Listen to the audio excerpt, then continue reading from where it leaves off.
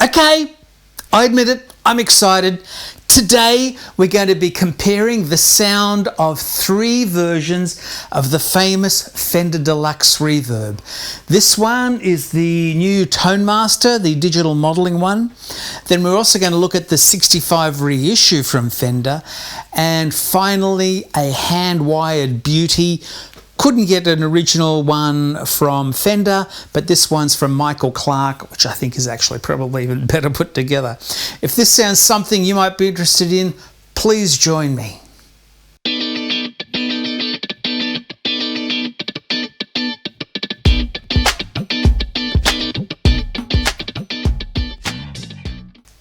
Great book. So before we start, let's just have a bit of a look at some of the history of the Deluxe, really briefly.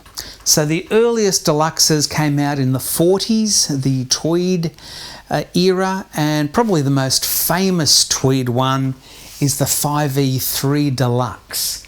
Now that was sold between 1955 and 1960. It is one of the most copied and desirable amps ever made.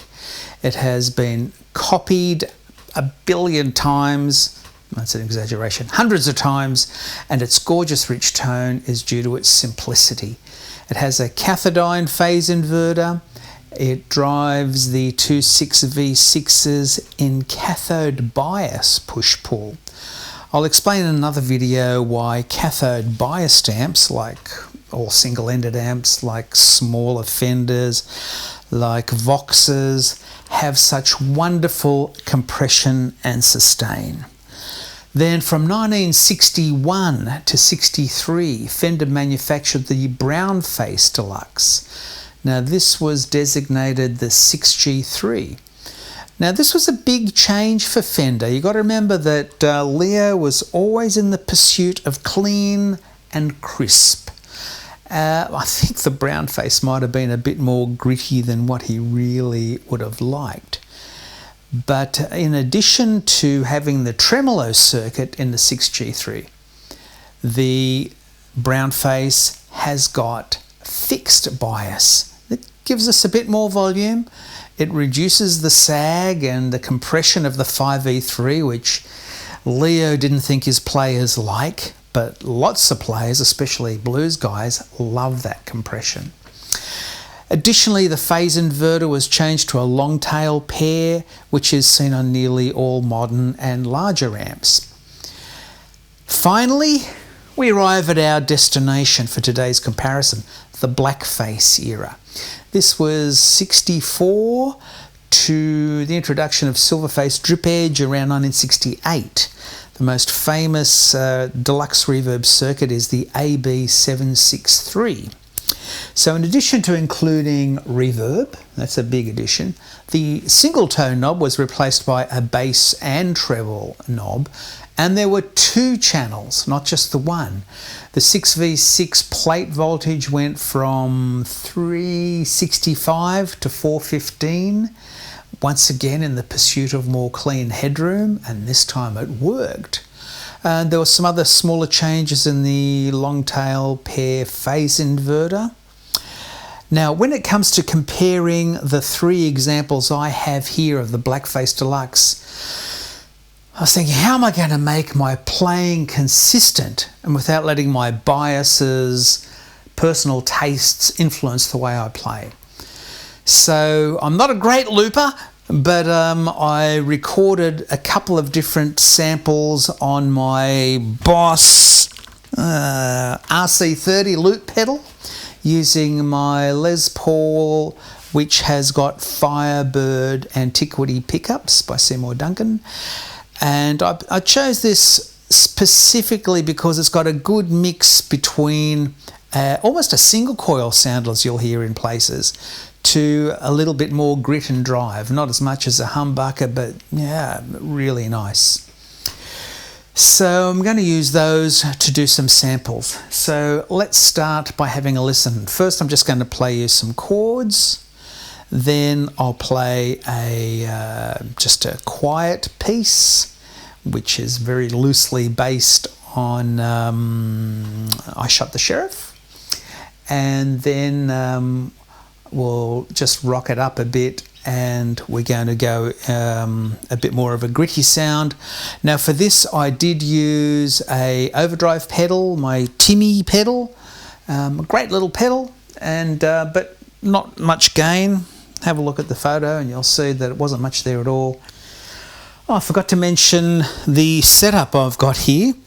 So I've got the Sennheiser 609 going into my Mackie mixer, which then goes into a compressor, nano compressor, and from there it goes to my Canon, I think it's an X20 camera. So that's probably the weak link I would expect in my sound setup.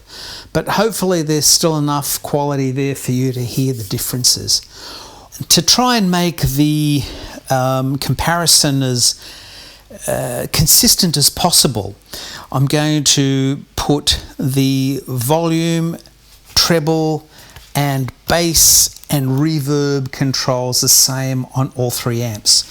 So I'm starting here for the first two tracks you're going to hear. Volume on 3, treble on 9, bass on 4, reverb on 3. That's the way I like it. Hope you don't mind. And I'll play that for the first 2 bits, and then I'm going to change it on the louder track, the rockier track. I'll turn the reverb off. I'll put the volume on 5, and that should have the neighbours knocking on the door. So I'm going to be switching mics, so you'll just have to remember chords, quiet piece, loud piece.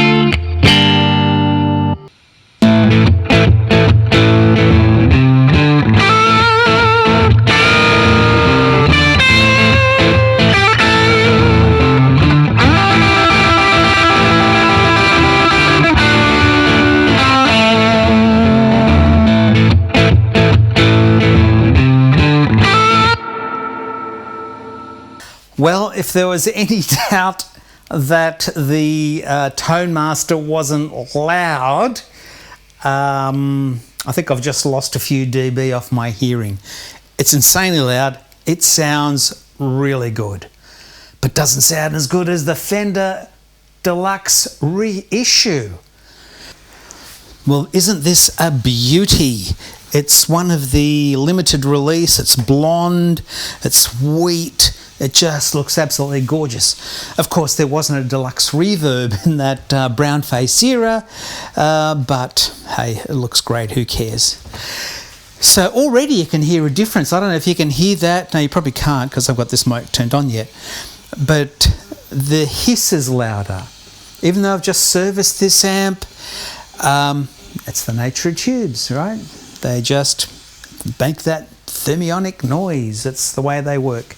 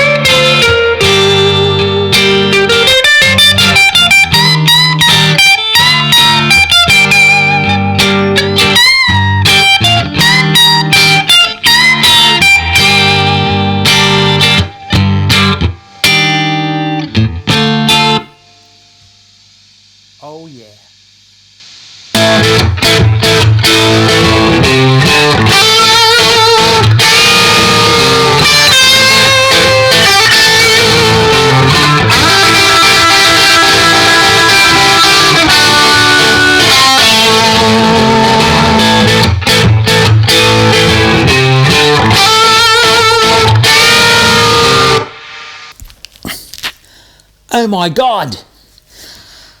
I thought that Tone Master sounded fantastic. But hey, I really hope you could hear the difference. On the chords at the very start on test 1, there was that shimmer that I look for. It wasn't quite there on the Tone Master, but man, it was here on the 65 Deluxe Reissue. And in the sample 2, the mids were so much richer. I hope you could hear that. I don't know if my recording setup is good enough for you, but it was really noticeable here. As I said, the Tone Master just blew me away on how good it was, but nothing like this. This is a whole different ball game.